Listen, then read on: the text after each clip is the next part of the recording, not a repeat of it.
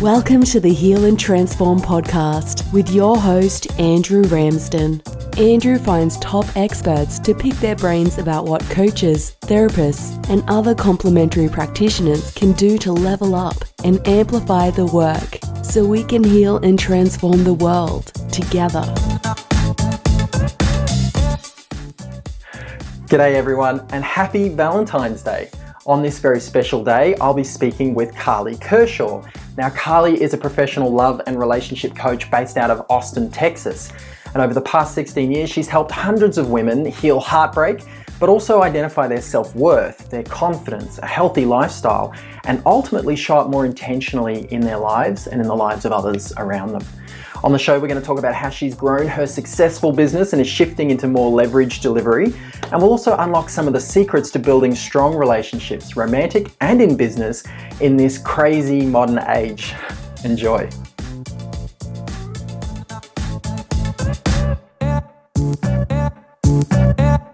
Can you hear me, Karli? I can hear you now. Oh, there you perfect. Are. There we are. Hello, Andrew. Yay. Wonderful. Welcome to the show. Thank you. Thank you for having me. I'm excited to be here.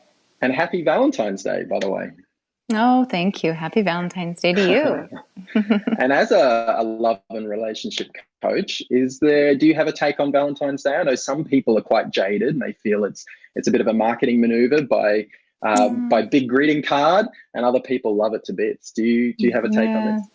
Well, I remember as a little girl, I loved getting Valentine's cards, but no, I don't know. I think it's a Hallmark, holiday, and I believe that love is every day, right? We don't need the calendar February 14th to say, "Oh, I love you." I think we should show up with love every day. Every day.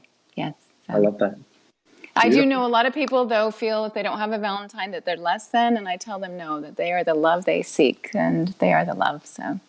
Yeah, and what would you recommend for people that don't have a Valentine or aren't celebrating Valentine's Day today? To take care of themselves in such a loving way, to be the love they seek, and whether it's, going out with girlfriends, guy friends, getting a massage, doing something special for themselves. Wonderful. Yeah. Or doing nothing at all and being okay with it. It's just another day. Very true. Yes. So you're based out of Austin, Texas. So it's not even Valentine's Day there yet for you. So I'm the first one to hit you with these sorts of questions. Yeah, well, it's all good. It's all welcome. And I know you work with people from different areas of the world. Do you find that there's differences culturally in how people approach relationships, or is this starting to kind of even out and homogenize now, especially in the world of dating apps? I've noticed a bit of a shift. I came back to dating last year after being in a long-term relationship, and to me it was just bizarre, to be honest. There seems to be this culture now of what I'd call almost relationship roulette, where even if a relationship goes quite deep, if there's something that's not quite right and the fear comes up, then people kind of run off. They go back to the app and they try again. There must be another one out there. And it's like right. It's too easy. First, lever. It is. I agree with you. It is a strange thing. First of all, no, I universally love in relationships. We all have the same struggles. We all want love. We want partnership. We want to feel loved. Right. So that is very universal. And yes, I agree with you, Andrew, that today's dating is in the dating apps, and the way we communicate through text. It's just too easy to say, oh yeah, swipe, is it swipe right, swipe left? I forget. But anyway, whichever one you're on. Yes, it's too easy to find someone. You go out and have fun and you project all these ideas of love and what you want onto this person. You get caught up in the excitement, the euphoric sort of beginning feeling, and then it doesn't work out, or it triggers something in you because that's really what's happening. And then, the ghosting happens. It's really easy just to disappear, right? To block someone, delete someone, and it's really unfortunate. It's really unfortunate. So it makes dating and connecting on a deeper level really, really difficult these days. But there is a way to do it if we do it right. There is a way. Is there an antidote to this? What's the hot tip? Oh, that's a big loaded question. I help a lot of my clients really understand that. I think once we get through this, I'll add some of that. But yes, it's understanding that things have changed, and how you go about it is really important. So you don't get caught up in that I don't know, that dead end sort of feeling. And then because a lot of people, let's be honest, most of us that are out there looking for love, we don't have a lot of understanding of what we want and who we are. And so we're out there getting ghosted, rejected, having short-term things, and then we make it about us. And that just exacerbates the feeling of not enoughness, and it takes the fun out of dating, and then you feel like, and then you give up, you take time away. So yeah, it's not easy, but I think as we move along through questions, I can give you some more tips around that. Yeah. Yeah, sounds good. Thank you. So you talk about this idea of projecting onto the other person your ideas of love. So for me, the first thing that popped into mind there was the 5 love languages. I can't remember the author of that book, but I mean, to me, that's a perfect example of, well, this is the way I experience love. So for those that aren't familiar, there's in this book, the author outlines 5 different ways that people show and experience love. Right. One of them being words of affirmation, another one being affection, quality time. Yep. Action. Yes. Yeah. Giving of gifts, acts of service. So there's a physical touch. And so, for example, if my primary love language was words of affirmation, then I would be waiting to hear I love you, and words of affirmation. And if I didn't hear that, then I would be projecting onto that other person that they don't love me. But I'm sure it's more than just the love languages, right? We're projecting so much all more sorts than of that. experiences. And I love that book, and it's very true, but I think people are getting so caught up in all of these different things when they're not understanding the deeper stuff like values. You know, we talked about that. We can get into that when you're ready. But yes, when we have this idea of love, what it should look like, and I always say, I say we have this list that we create often when we're younger, this list of how they should be, how they should look, money, even all these things. And so I want people to let go of this list and really get to see the person that's in front of them, their character, what they value, right? Yes, love language is a very important one, how you receive it, but how are you going to, in the early stages, especially in just even dating, to be able to express that to someone or see if they are going to be able to give it back to you. So it's really important. I teach my clients to ask specific questions and to really, again, not project all these ideas on someone, because we all love the idea of love and we want love, and it's often romanticized, this idea. So we project all of these romanticized ideas on this person. And then when we start to see the human being, that's when the ghosting happens or things are triggered within us. So yeah, it's really important that we're more intentional in our dating and finding a partner that is right for us. Yeah. It's nice. I'm a very rational, logical person by default, certainly in my past. And I love having rules and frameworks of ways to think about things. And I guess the place that I've come to, and this is where we talk about values, is this idea that really, if I find someone that I connect with on a deep level, then the only reason that relationship would need to end is if there was a fundamental misalignment of values at that values level. Yes. And I guess this comes from a place of saying a lot of people in relationships often feel uncertain. I think this is where this relationship roulette comes from. Is this the right person for me? Is there someone else out there? How long should I stick around? When do I know if we're in this forever or whether it's not meant to be? So for me, that line in the sand has become, if there's no fundamental misalignment of values, then this is a beautiful, deep connection to hold on to. And agreed. I know you, Yeah, that's definitely one thing I really teach my clients, and I think it is so important. And I've lived through it myself, being in that relationship and projecting, and this person was not aligned to my values. We were fundamentally just not compatible, and it didn't work. And we try to make things work, right? We try to fit it into that box because we so want love. So yeah, really important, and I agree with you, Andrew, is that knowing your values. And I'm really surprised at how many people don't know their values, like truly know them. I mean, we all would like to say that we're honest, that we're loyal, that we're all these things, but that's the important thing, that we get very, very clear about our values. And I have my clients like write down 5 to 7 and very clear, because they are the navigational tool to help us work through life, through relationships, through jobs we take, through everything, how we show up. If we stay aligned to our values, then we are going to draw in and bring in the people and the job and the situations that are aligned to our truth. So yes, I think that is so important. And then, so that's what I teach, is that I actually give questions to my clients to ask, once they know their values, to ask these potential dates, and what their values are. And a lot of them they get kind of shocked by the question, but really, I mean, if someone doesn't know their values, that says a lot. And then maybe you can talk about it and see if you are aligned. Now, you don't have to be perfectly aligned, but you do need to be fundamentally aligned in order to create a healthy, thriving relationship. And I think to answer the last question, I think when you know your values, I think that leads into the love language with more ease, because you are on the same page. You get, so it's really important. I think that kind of lines everything up for you when you know your values and you find someone that is aligned.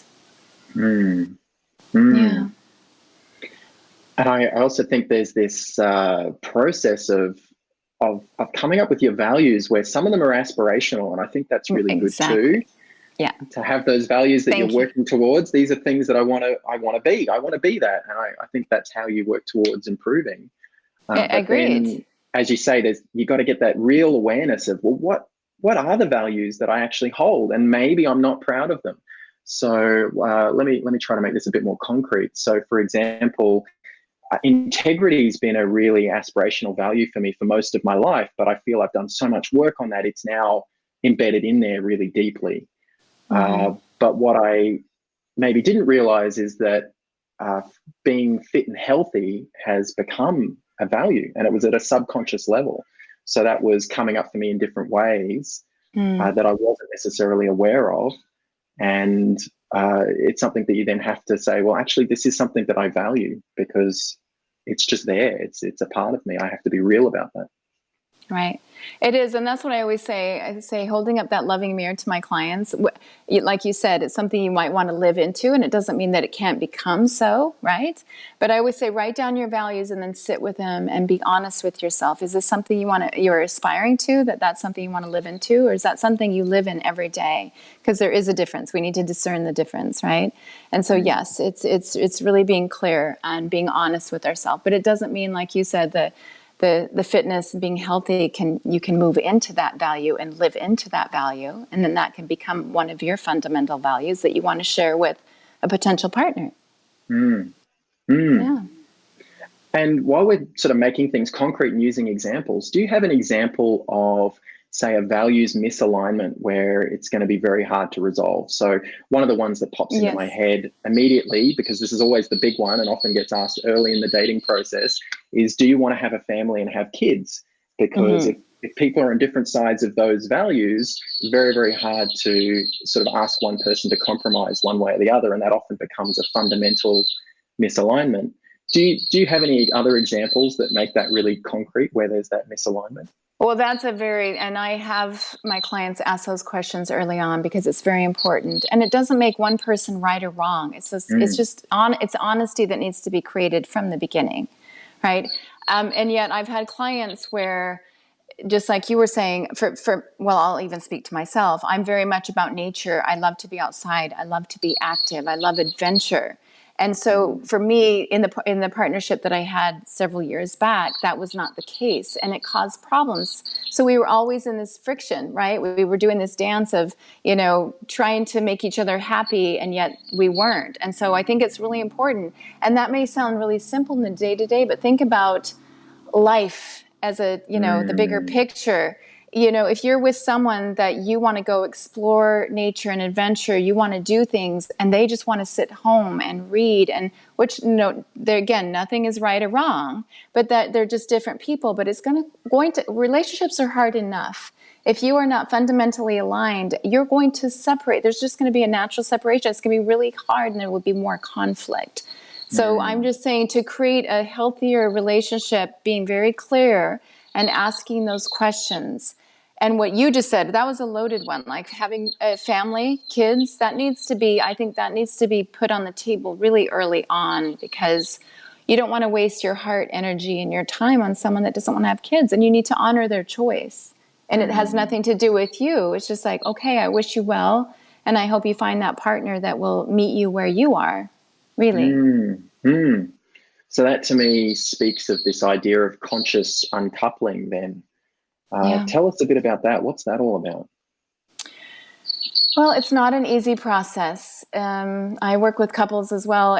We do everything. I mean, we work on language, and yet it seems that when you get to a point where you're so disconnected and you've realized these things, it's really hard to come back to that space. I mean, I hope to work with people earlier on in the stages, but it's a realization that, yes, you are not fundamentally aligned. Just like I realized with my partner, we were only together for 2 years, but I said, I love you, but we are not fundamentally aligned.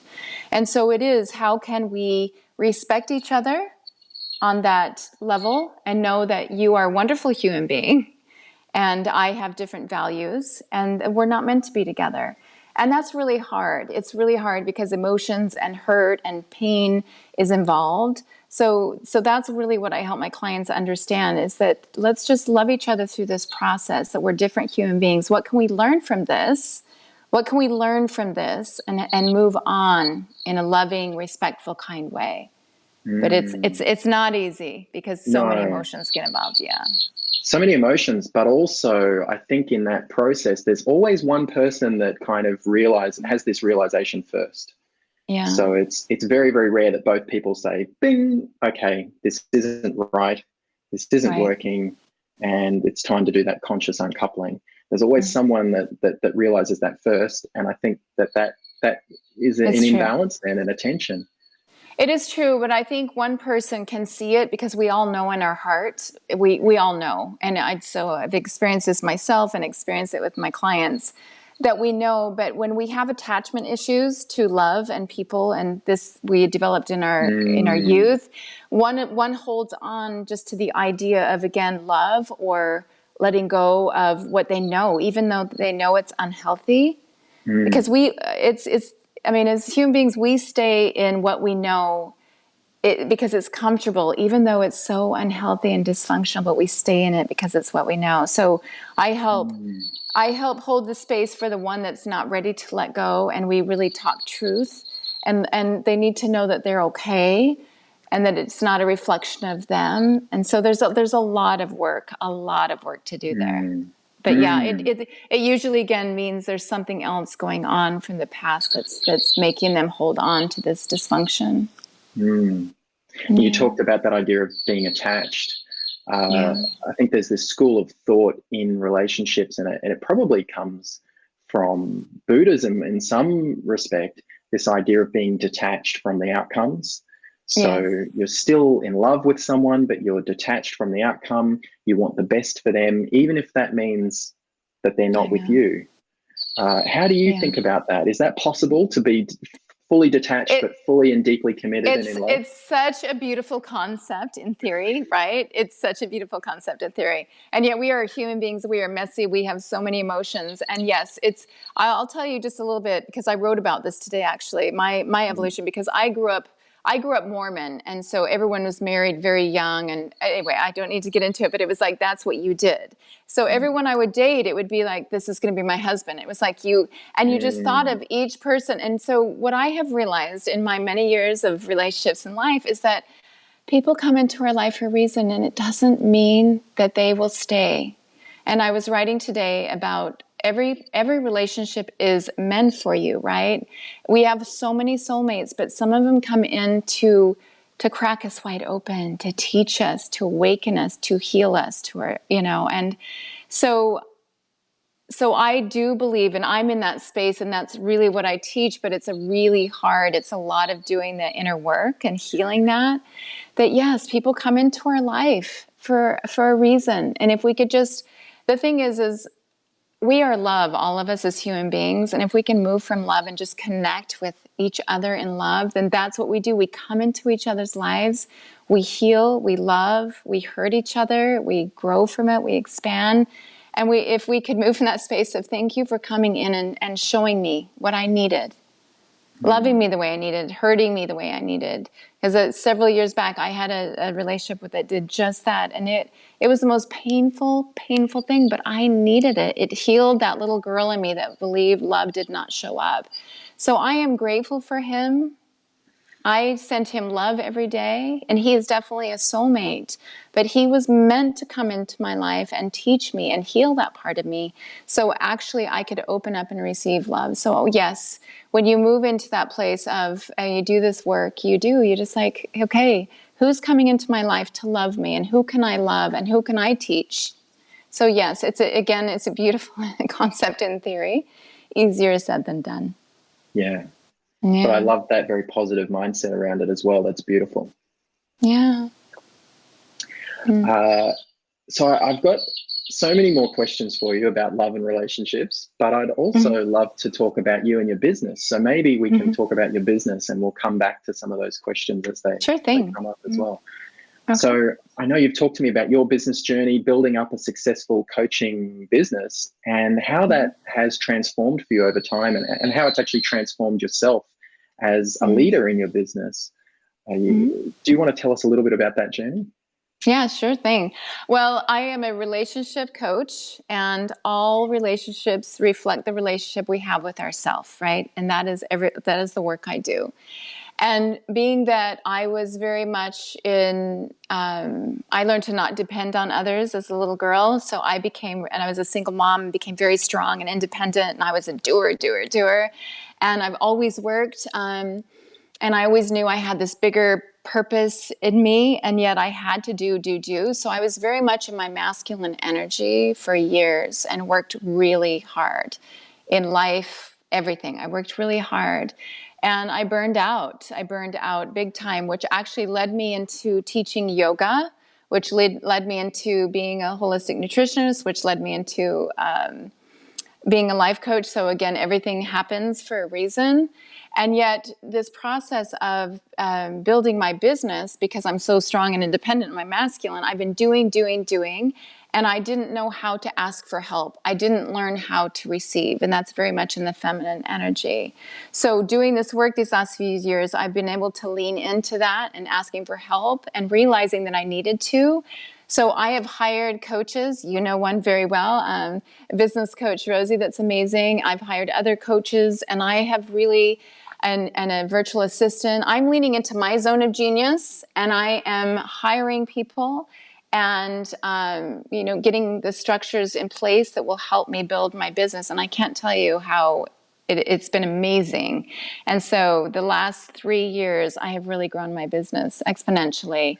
And through it, I have grown exponentially, because there's always this fear of, like, if I hire someone, or if I hand it over, if I do this, then what is it going to, but it's been like such a relief. I can't tell you. It's a relief, because I don't burn myself out. I still do a lot, but I do what I love, and then I hand off what I need to. So it's been really, really important piece for me.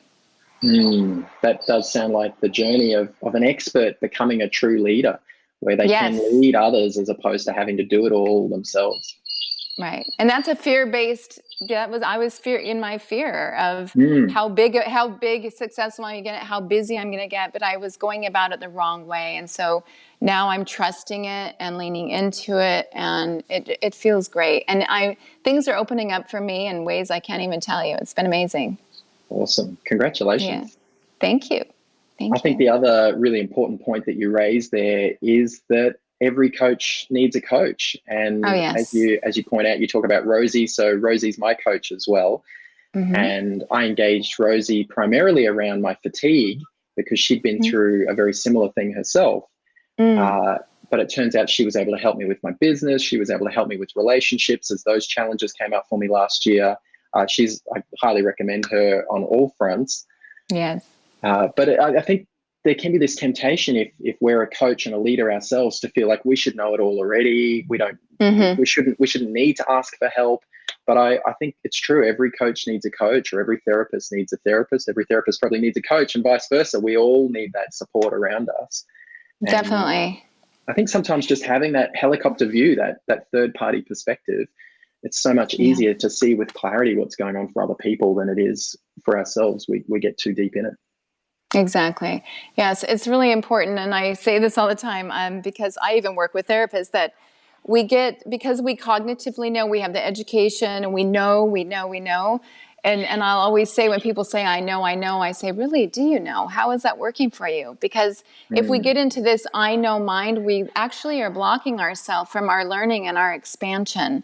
So I think of myself being in the unknowing mind, and I'm okay with it. I don't want to attach to anything. So that's why it is asking for help and always learning. We never end, and it's delusional to think otherwise. So I believe, yes, that every coach, every therapist, it's always learning. There's always a new level of learning and expansion. So it's so important. Yeah. And like I said, Rosie really helped me just really fine tune my business model. And that was huge for me because I've done this mindset work for so long, and but I needed that. So it was really, really helpful.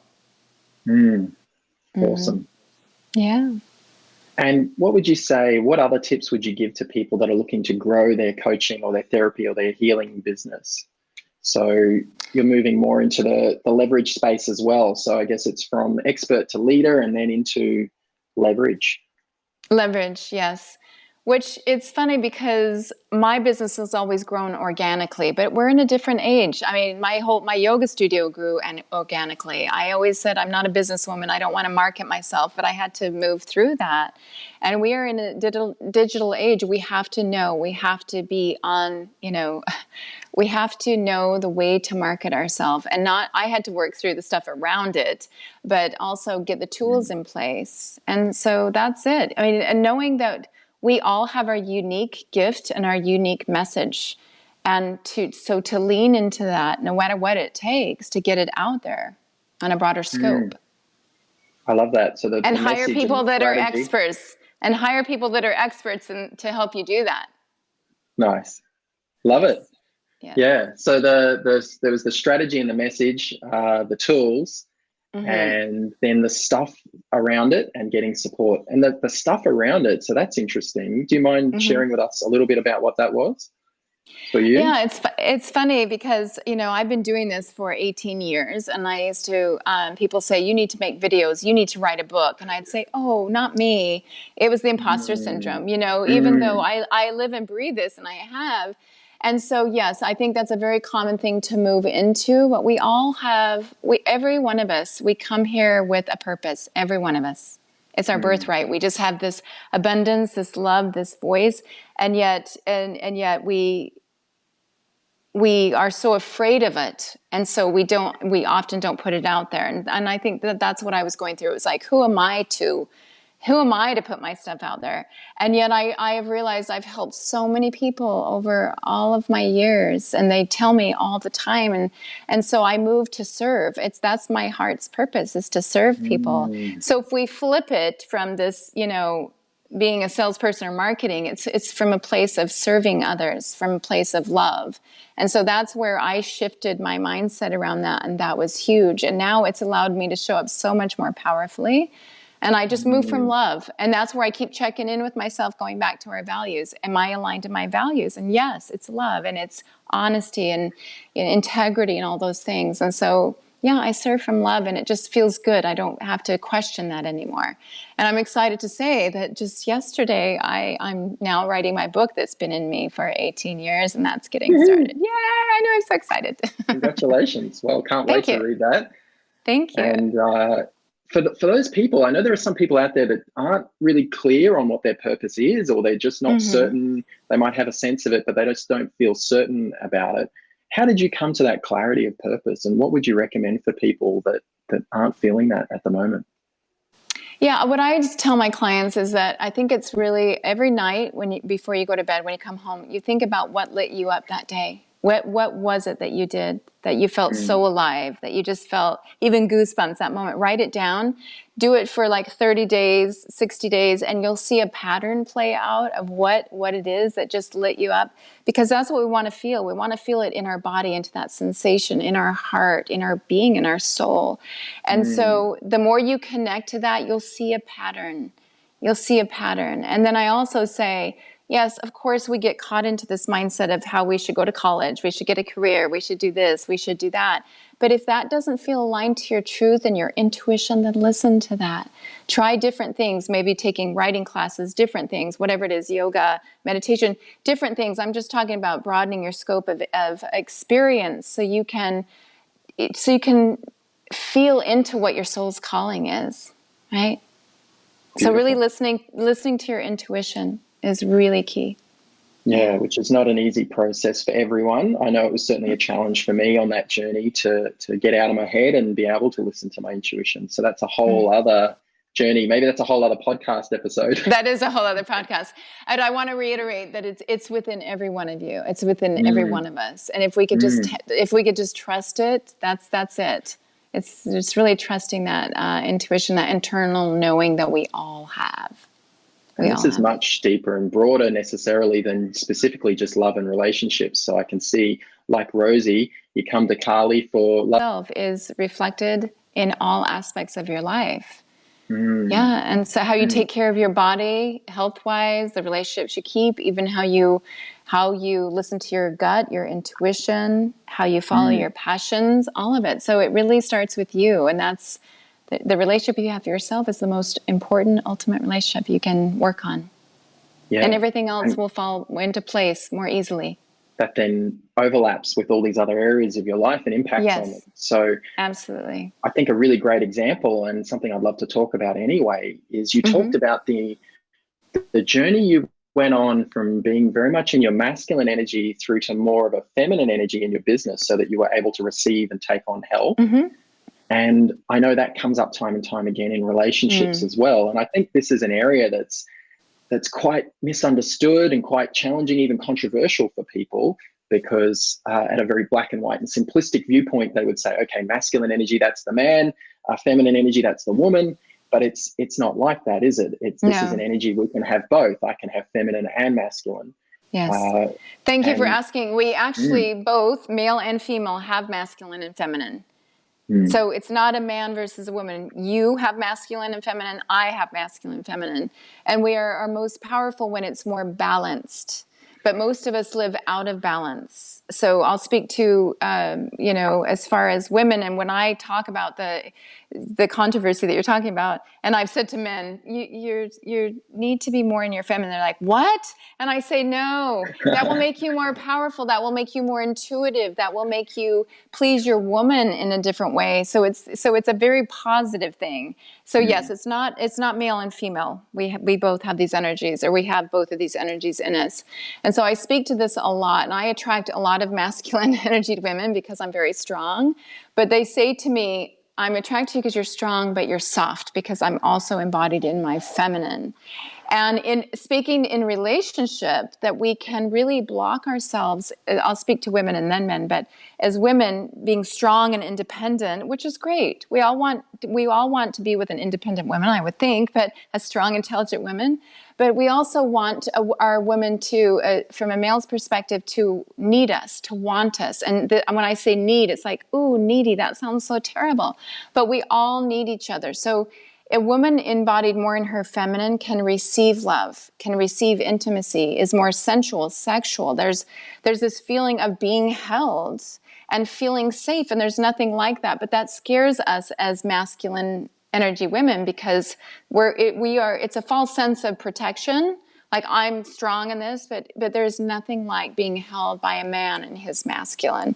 And so again, we are blocking ourselves from this beautiful feeling, and it takes us into a level of trust and intimacy that we can't have otherwise. So that's why it's really important that this is what I teach so much, is women really embodying that feminine and being in it, but still balance in the masculine and the feminine. And then on the male side is, if they're always leading with their masculine, it's an aggressive sort of energy, right? And that aggressiveness is not attractive to anyone. Well, I don't think it is, but he's not attuned to his feelings, so he can't hold space for a woman in her feminine in a way that she needs. He can't express his feelings, so he's locked down, so it doesn't allow for the intimacy to come on in from his side. And so that's the thing is that then that masculine energy man is blocking himself from healing also that inner child, that little boy that didn't learn how to emote, because as little boys, unfortunately, that's what they're told. Oh, be strong, don't feel that way. So there's nothing more beautiful than a man and a woman coming together more balanced in the feminine and masculine, knowing they have both energies in them. And if they can do that, as I said, I'm going to repeat, then you can create such intimacy and trust and just this beautiful, flourishing relationship. So it's a really huge topic in my work. It is a huge topic, isn't it? There's so many angles and aspects we could explore around that. My mind immediately goes to, well, it sounds like there's a time and a place for the man to really step into his masculine and for him to be able to hold space as a in the feminine. Right. And vice versa. So for me, it would be about working out when is that right time to use which energy. Another part of it that I think comes up in relationships is as people try to grow. So if a woman's trying to embrace more of her feminine or a man's trying to embrace more of his masculine, I feel like that creates a bit of a tension. Certainly in my experience, it has, where one person's trying to push this way, but the other person may not be on a similar complementary journey. So there's this push and pull between the energies then. That's right. That creates a challenge. Yes, that creates a challenge. And that's why I talk about relationship as our greatest opportunity to heal. It's our greatest opportunity to create this. But I talk about a conscious container that you created as two individuals, knowing that you might have this contention, that you may not be growing at the same time, but really teaching language and rather than projecting. So I teach language around, especially when you're in this contention, is what do you need from me right now? I think it's the most powerful question you can ask. And it may not feel comfortable because it means you're just stepping away from your own needs in that moment, because as human beings, we're often leading with our own projection, our own needs. And so I teach my clients that one simple sentence: what do you need from me right now? And then just take the pause. And you actually learn to listen. You see each other, you hear each other, you hold space. And it teaches the man to be more in his feminine, and it teaches the woman to allow and receive him holding. And it has to be reciprocal, so that's the dance. And it is a fine dance, and it's not a perfect dance. But that is creating this conscious container in relationships is such a profound thing for both people. There's so much healing going on. And I keep leading back to this, is there's intimacy, pleasure, love, and growth and expansion individually and as a couple. I really love that, because I think there's often this myth that you need to be single to grow. And I think in some respects it can be easier because there's not that tension. Whatever you decide to grow into, you just kind of grow into. But I think what you're saying is there are benefits to doing that together as a team. In that you are able to push each other along and understand what that then means in relationship with relationships, because we don't do this in isolation in the world, even if we're single. So I think that's a really beautiful message for us. And the other insight there was it takes two, because it can be challenging, right? It is. It's challenging. And that's why, I want to say before I move into that yes, you can do it on your own, and people use that often as a protection also, like, well, I need to heal and I need to do this, because they don't want to put themselves out there. But that's why, and so I teach people to show up truly, authentically as themselves. This is me. This is what I need. These are my values. This is what I'm looking for. I give them language to articulate what that is, and so that person can meet them. But you also need that person to be in somewhat of the same space. And so in relationship, though, you can grow exponentially because you have this partner holding up, hopefully, and I always say it's compassion, kindness, love, holding up this beautiful mirror to you so you can move through whatever you need to more quickly and more supported, hopefully, than you can on your own. So I believe there's exponential growth within this loving, conscious container. But you're right, it takes two people that are willing to create this, for sure.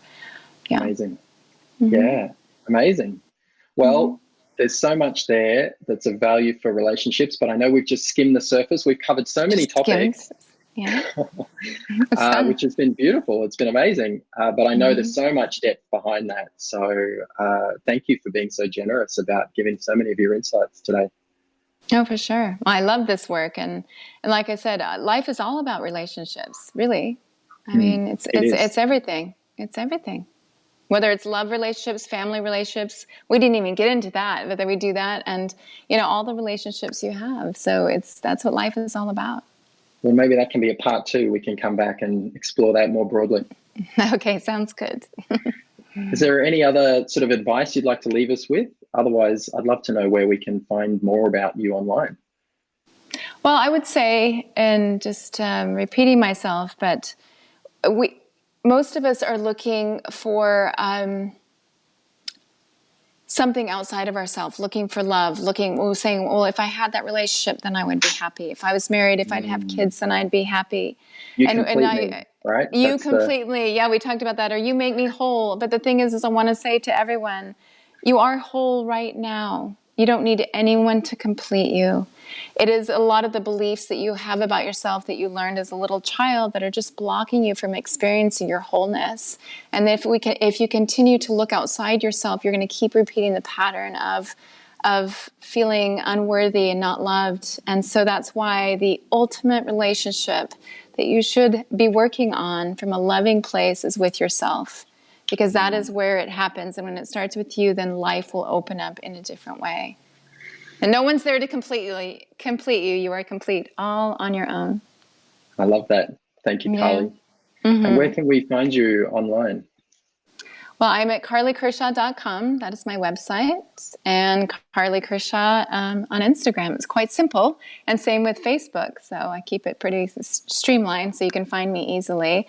And I love to connect with people and always offer, a complimentary coaching call just to see where people are at and see how I can support them. Because this is my love and it does come from my heart. Mm-hmm. Amazing. Well, thank you so much for joining us today and sharing so deeply. Thank you. It's been a pleasure, Andrew. Right. Thank you. I'll talk to you soon. Okay. Bye-bye. So there you go. That was Karli. Wasn't that amazing? And so much there that applies to not only relationships, but life more broadly, which I think is really wonderful, really cool.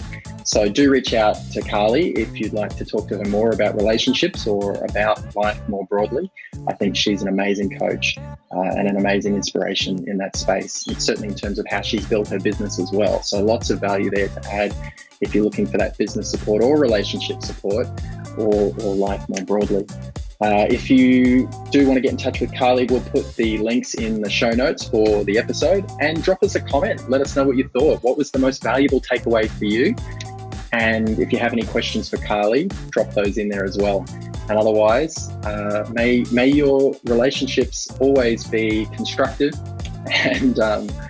and look out for number 1 this Valentine's Day, whether you're in a relationship or not, and have a fabulous day. All right. Talk to you soon, guys. That was the Heal and Transform podcast with Andrew Ramsden. If you enjoyed the episode or found it valuable, ask yourself, who else do you know who would benefit from it? Pass it on or send them to healandtransform.org/podcast. And until next time, remember, to make a bigger positive impact, we need to leverage ourselves, tap into the right technology, and collaborate, because we can only heal and transform the world together.